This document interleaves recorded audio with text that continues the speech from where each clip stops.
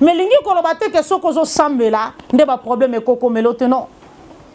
Il est écrit dans le livre des psaumes, les malheurs atteignent souvent le juste, mais l'Éternel en délivre toujours.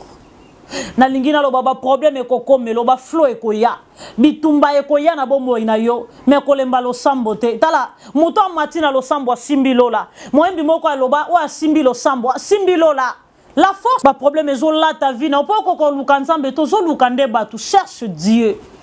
Nzambe ndaza tata ya milimo, Dieu le père de tous les esprits. O moni nzambe azana makoki ya okendo pesa ordre na molimo folie wana we lata yo ale bima pe bimi. Parce que nzamba pesa ki ordre na esprit ya tiber we lata kinga bima na nzota mosali na nga pe bima ki wana kuno na banzo te ya liloba na nzambe te.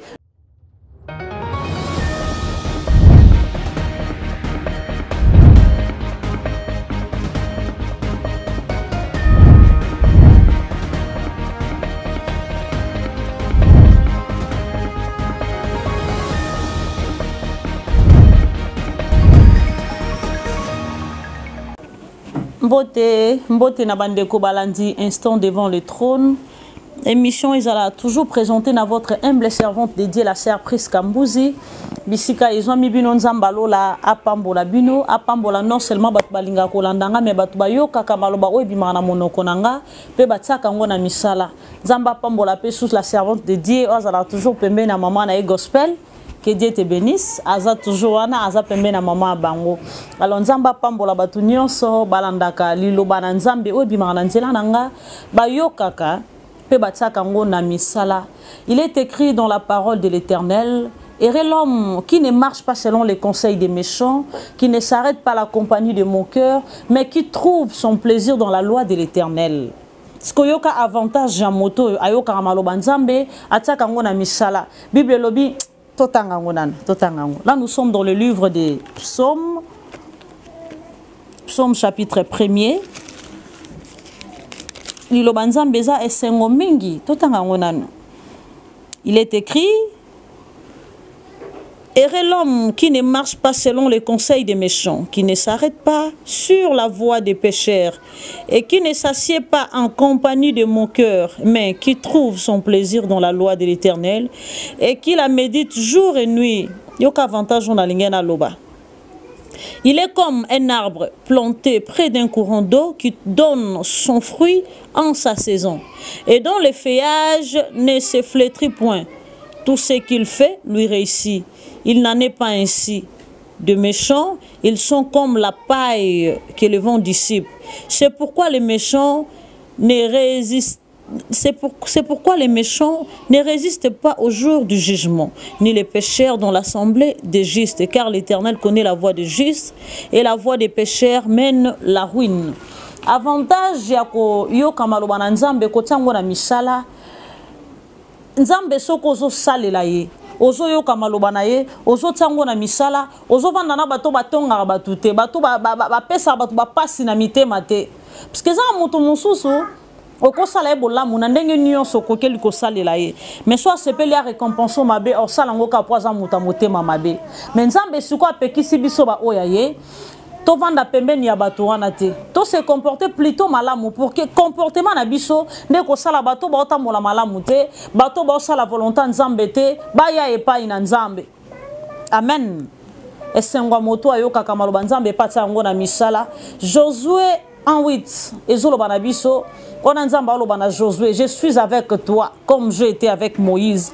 Mutu nyonso azala na nzambe nzamba azalaka na ye siko avantage ya mutu azana nzambe zanini avantage ya mutu azana nzambe zanini kozana nzambe oza protéger bien même mokili mobimbe kotika yo mais nzambe soka zana yo Arben de l'Obatu. Dieu est le père de la popularité. Raison pour laquelle la lingarité ba nzambe ba luka batu. Parce que mutu de nature mutu naturellement mutu abotama ingrat. Parce que soto zongi même na jeunesse on peut comprendre que même nzambe tanga keli Adam et Ève bazala qui toujours ba ingrat liboso na nzambe. Ne cherche pas les personnes, cherche plutôt Dieu. Nzambe ndako ben de l'Obatu. Omoni bato nyonso yo luka ko pleure o sala bango bolamu poza na bango baza capable ko zokisa yo un jour mais so taleli nzambe soko taleli nzambe ayo ki so sonité aboa qui saute. Au contraire, ben de l'obato malamu ba ya pembeni na yo. Ben de l'obato ba ko accompagner yo na volonté na ye. Amen, bien-aimé dans le Seigneur. Na linga to tambola no banga nzambe, to tsamba lo banzambe na misala. Non seulement tozo yo kame to tsango na misala pona lokumu na ye. Eza malamu mingi pona lokumu na nzambe. Nzamba tindinga na mokola lelo na partager na bana nzambe sur la prière. To mesana ko babiso no so to kenda lo sambo to sambelaka, to kenda lo sambo to sambelaka, to luka ke lo ngina nzambe winga na sambelaka, onga na sambelaka, mais c'est quoi la prière? Tant aux aki bana miki wana ne kodim bazo mbisa biso, la prière c'est une puissance, la prière c'est la solution, la prière c'est un dialogue des chrétiens avec son Dieu. Alors lelo tolingi tolobela, c'est quoi la prière? Nini ndeza lo sambo. Alors selon moi je dirais la prière c'est la force, la prière c'est la stabilité, la prière c'est l'antiballe, la prière c'est l'antibandoki. Muto azana force ya lo sambo. Bien de metika na ibiso za la intouchable. Moutou a force ya prière. Bien aimé dans le Seigneur. Et ça a un moment monga moutonante abino na bela tuber à l'âge de 17 ans. Na kesa sa be examen ko sola ba pandé zo swanga nzambe nini boye. Ba pandé zo swanga là, je priais. Je partais à l'église, mais na bande ko sambela nzambe tene na sambela lelo. Mais na bande ko l'église na sambela kaka. Et à mo prière mo bole église mo en sima na bino, obino na kota na sambela. Mais lelo penande na mikotisa na mozindo lo sambo. Na watan on ezaki bongote. Na yebe la tuberculose na ken hôpital mona centre mo bondo anakin basalinga be examen na zana tuber. Na ebisinza mena fimarate. Na zu tuberculose wapi. Na banzo mela bakisi. Na banzo mela bakisi. Mais non mela kisi na mona changement te. Oyebiso ko benga mana nzambe. Bien me ba ko attaquer na ba façon nyonso. Ba kotinde lo ba forme ba maladie nyonso pour que nuire yo. Mais soki nzamba zakati na yo, nzamba permetta kama likama ekoma na vie ya mwana na ye pour lukaye. Sans diable to mona mone na nzambe te. Sans penina Samuel alingaka yate. Sans bateau, diable a tinda ka pembeni na biso. Moi to mona lobo kwa nzambe zate. Imaginez osano bien, o vivara bien. Bana no ba bela rate. Bana no bazanga kate. Ola tara bien, o luka nzambe poani. Alors fon nzamba tinde lo ba flow. Ba problème ma casse kota na vie na yo pour comprendre qu'il y a un Dieu qui est dans le ciel. O azana makoki ya ko passo la bibale. Azana makoki ya ko renverser ba hôtel. Et quoi pour mon abonzambe na ye, il est capable de tout. Dans un son ensemble là, na lingami ko ebisa nzambe lokoyo. Je sais que tu peux tout et que rien ne peut s'opposer à ton égard. Donc pour nanga surprise kambuzi. Na ebi ke nzamba za makoki nyonso. Na sanso na la muki na tongo na ebi sinza momoni ya muki etikali na sac nanga. Lobi na na ngote donc pesa nga po na lukam na za na moyen ko s'en sortir lobi. Na ne lorote na ka na yo nzambe. Loko na komisa nzambe soubasma nanga na ebi ke force nanga ezala lo sambo nazanga te par la grâce de Dieu. Alors na lingina lobanini na bela tuberculose tant non mela bakisi na mona changement ezate bien aimé na bakisi na bando mela na social prière. Voilà parce que bato ba bela tuberculose so baza ba olandanga ba yebi malade ya tuberculose okoza vandi bo vandi so e komi na 4 mois mela bakisi na 4e mois na o faut mela bakisi pendant 6 mois. Okozo vandi bo kiti yango vandi ba mono normal mais tellement batala makole comme kilo pas sur hôtel maté. Si que je me demande nzambe malade yo wuti wapi et senga na ngana luka nzambe. Il fallait na belle la moto akelanga parce que moto ça na ba pièce, il y a échange, il y a nzoto nanga prise kambuzi eza Yesu. Même ba problème ozo tungisa bomo ina maladie comme vie na yo. Yo mtomesa na koloba moni kosu malade a pema eza malade ya famille na biso non malade ya famille muto za la raté. Yesu na bomoy. Yo ba ke malade ya famille na biso mais nous blaguons avec le Seigneur, le Dieu de toutes possibilités. Yende to lobela ke maladie oyo comme vie nanga non. Nzambe po mona il faut comprendre kazali. Au moni Israël, bazalaki na boumbu pendant 400 ans et pourtant bazalaki ba fils sa promesse. Israël azalaka fils ya promesse parce que nzamba alaka ki Abraham, Isaac et non Ismaël. Aibisaki Sarah na kopesa yo mwana ya mobali. Mwana nezaki Ismaël et Isaac et non Ismaël. Fils ya promesse ezalaka Isaac. Alors, biso ba chrétien to bima na lignée ya Isaac. Nous sommes les enfants de la promesse. Tozaba na ya promesse. Moto azane la kana nzambe. Diable akoki jamais ko dominer likolo a vie na ye. Ce qui diable a comme na pouvoir ko dominer likolo a vie na biso, et ça parce que vie de prière et sili. Aïe, moto azana makasi ya losambo. Moto akata apongine chaque butu ndenga na kata apongina nga na zumwa na nga na tiki na sa moustiquaire. Na ibisi nzambe monanga. Yawe kanisa tande na kata bapongi na nga na ba 5 heures côté ya batu babimi na balabala babongola mitema Yesu mona nga nde na kenda ote ya bashege na ponga bi na banga kute bakoki ozokisa nga me na koti na se ya pwana na ote ya bashege natalisa bonke nzambe aza na makoki opesa bino vie koleka o bozana ngo nzambe mona nga tande na kenda na bopito na ane loko te me ya mukie na zana ngo na kota na bopito na ote ya ba malade na zu ya mukie oyo pesa ngai na okabola na ba malade. Seigneur, souviens-toi de moi.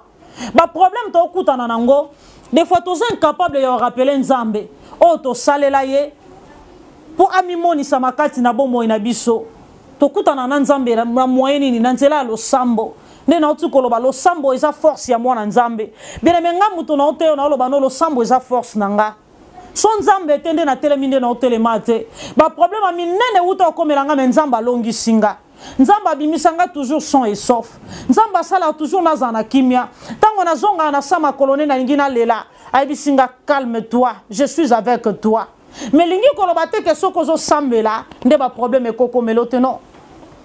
Il est écrit dans le livre des psaumes, les malheurs atteignent souvent le juste mais l'Éternel en délivre toujours. Na lingina lo baba problème ekoko melo ba flow ekoya bitumba ekoya na bombo inayo me kolemba lo sambo te tala muto matina lo sambo simbi lola moembi moko aloba wa simbi lo sambo simbi lola.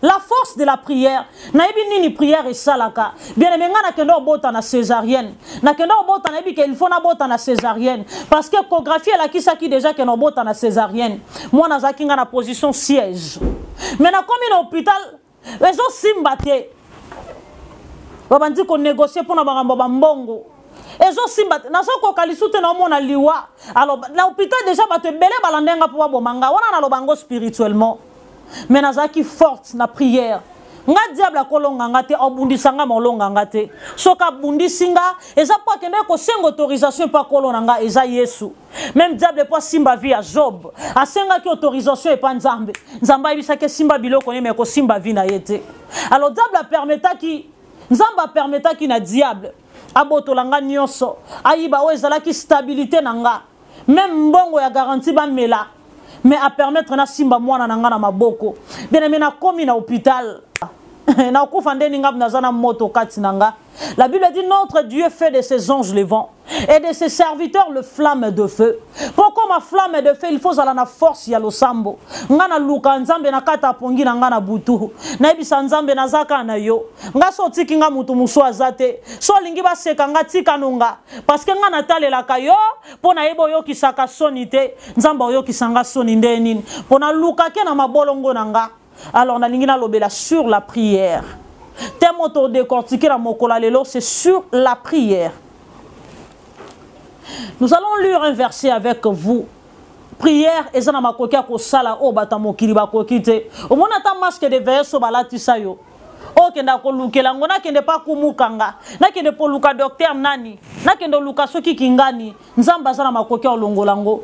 Ozonio koma mingi poza na makoki oluka nzambe te na telema ki pona tiber nzamba kwa isango na kesa teste ezate elongwa na wana na oloba ton na âge à 17 ans nzamba longolango ba problème ezola ta vie na poko ko luka nzambe to zo luka nde batu cherche Dieu nzambe nda za tata ya milimo Dieu le père de tous les esprits omoni nzambe azana makoki okendo pesa ordre na molimo foli wana welata yo ale bima pe bimi.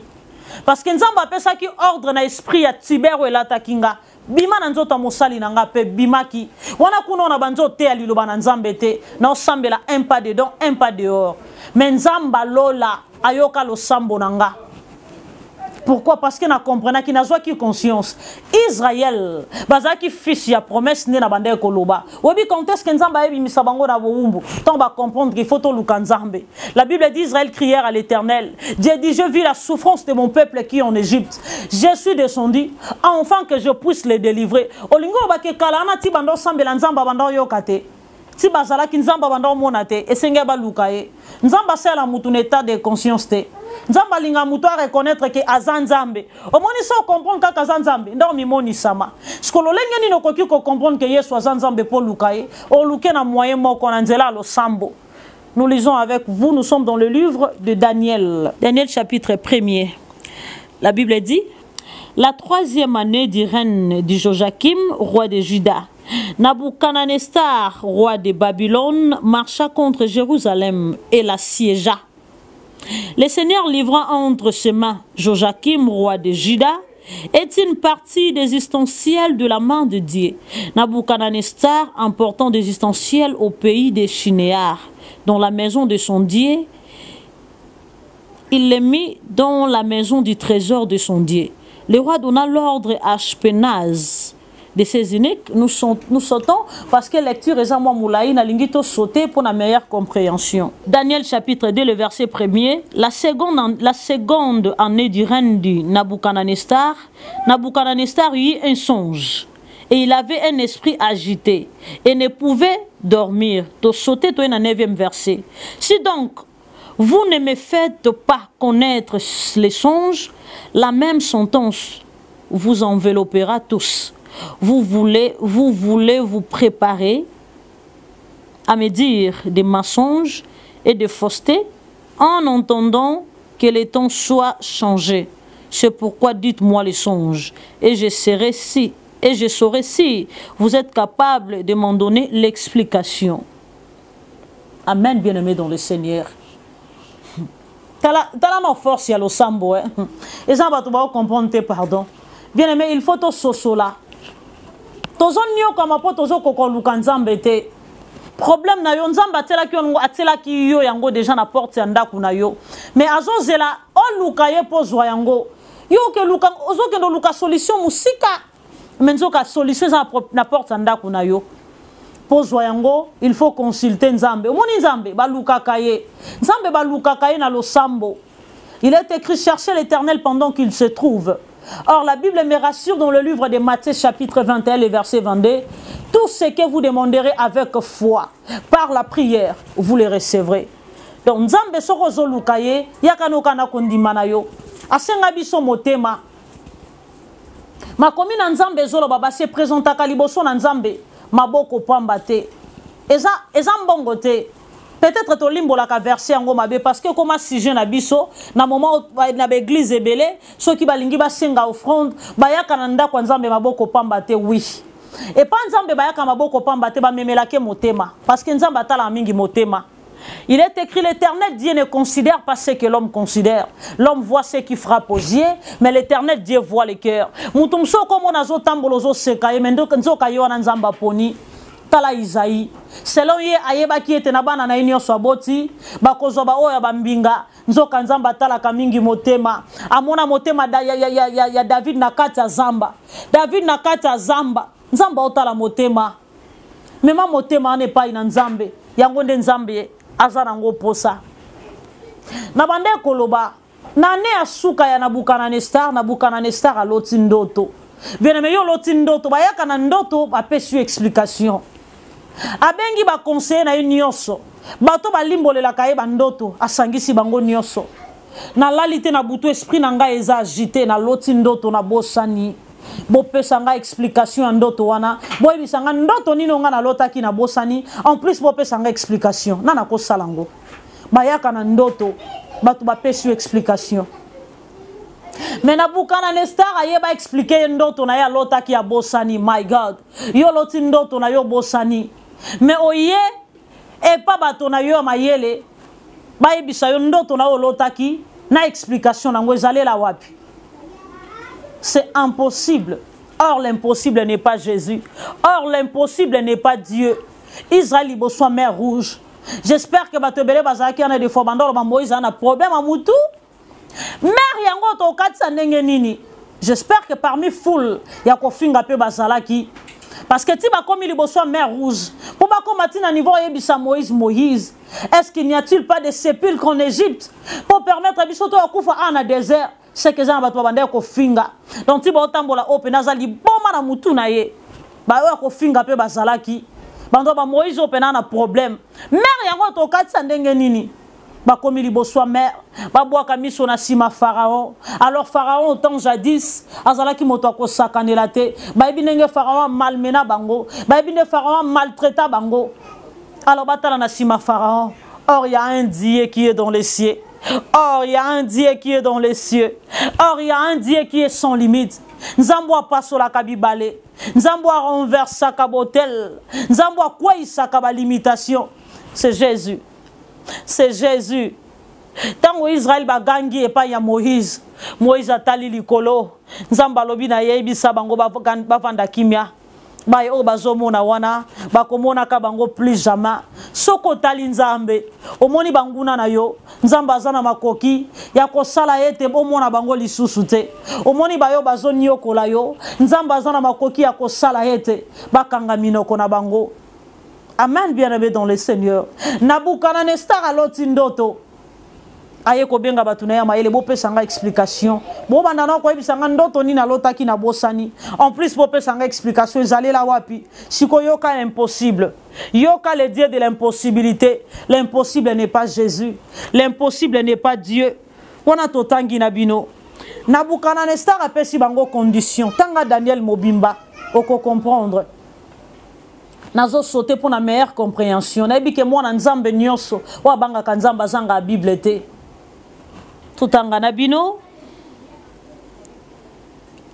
Là, nous sommes dans le livre. Nous continuons toujours avec Daniel chapitre 2, le verset 14. La Bible dit, alors Daniel s'adressa d'une manière prudente. Et censé Archoc, chef des gardes du roi, qui était sorti pour mettre à mort les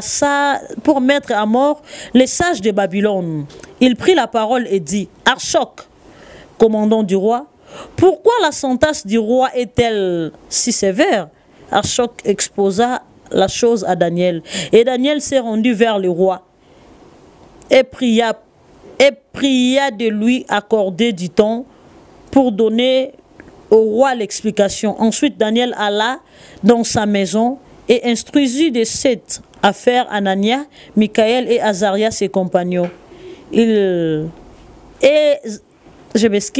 Ses compagnons les engagea à implorer la miséricorde du Dieu des cieux, enfin qu'on ne fasse pas périr Daniel et ses compagnons avec les restes des sages de Babylone. Alors les secrets furent révélés à Daniel dans une vision pendant la nuit, et Daniel bénit les dieux des cieux. Amen. Amen, amen. Amen, amen. Benemetana onzamba zana makoki osala. Omoni nzambe. Azama makoki ko révéler yo mutu akombata ka vina yo moko so lukiye. Omoni nga mutu banda bundisa nga na butu. Waya ko bala nga na butu akomisa nga mwasa butu. Nga mo muna mona ye. Ezaka na nzela lo sambo. Benemetango roi Nabucodonosor alobi soki explication ezate et pour bobi singando tona lota kite na ko bomba bino nyoso. Daniel a ko apprendre nouvelle wana. Ake ko solona na ozaki lokola chef e pa na bango. Azongeli roi. Azongeli roi. Ayebisi roi. Tikelanga ton. Na yo ko pesa yo. Na kwa ko ebisa ndoto lotina explication nango. Bien aimé Daniel a kota na mabonde la lukanzambi. Nzamba révélé ndoto mutu muswa lota kina explication. Le Dieu de l'impossibilité. Le Dieu sans limite. Yoka force ya lo sambo. Ta la force ya lo sambo. Ozonyo kama poko ko lukanzambe te. Na lobako si longtemps nzamba zana bomo ino zanga yo liate. Aussi longtemps na zana nzambe no zanga yo lata te. Nzamba lati sakanga. Alie sanga. Aboko langa. Pona yebinde babele la kombo na ye. Bien aimé dans le Seigneur. Nzamba a révélé ndoto mutu muswa lotina Daniel pena explication nango. Ta la prière ndenge sauver bato ebele. Comme j'avais dit, la prière c'est la protection. La prière sauve. Prière au Daniel a salaki et sauver toute une nation. Et sauver bato ebele fallait ba kufa à cause ya ndoto Nabucodonosor nzambe. Kolemba te ko luka nzambe. Kolemba te ko tala mabolongo nanga soka yi. Omonika mabolongo nde yindi wana. Nzamba ko tindolo libala momo bala sepelika na mabolongo yo yindi sapona luka nzambe. Abisonga linga mwasa zaka mabolongo mundu boy. luka nzambe koba na luka nzambe na nzela losambo, il est capable de tout. Nzamba makoki nyonso. Bien aimé dans le Seigneur, naïbi saba tout son a telemi bona loba nzamba telemi sanga pe sanga sou makasi apé sanga sou makasi oluke na kolembate. Hey, nga priska na telemi lisu na terre nga fale na kufa na kobota mwana nga fale na kufa na boti mwana na césarienne na 10e jour na nga pona bi hôpital libumwe poli na eba ite ke solo ebi mana kati ya salo tozala ke ebi mana nzoto na nga na la muki na tongo na ibisa mama na biso azaki garde malade na nga. Et si maman balobaki na kati hôpital bat bakotsa makaya butene ni solo ebima bona tele maboye ba pi eko ya ngai na nzoto ebima nga na libumu eko ya ba kena nga na salle de soins ba ofina nga nzoto muto ndire soki nini menzamba zongi sa libumu nango nzelo remonte salama aswania nga libumu ndire lo remonte salama eloni salabongo oko bundisanga oui presque bota na césarienne maintenant simbi mwana na kombo na Yesu oui presque to compliqué okufa na nzela pota na basala kyo menzamba soigner ngo na kombo na Yesu asalanga grâce au mokili salelanga te soki pona mokili nde sina kufa ezalaki pona nini ebinde baluka nzambe ngai zemi ya complication maintenant luka nzambe zemi ya ba problème maintenant luka ka nzambe na lembate komata bangomba na zemi na ngai ya ba problème. Dieu est capable de tout.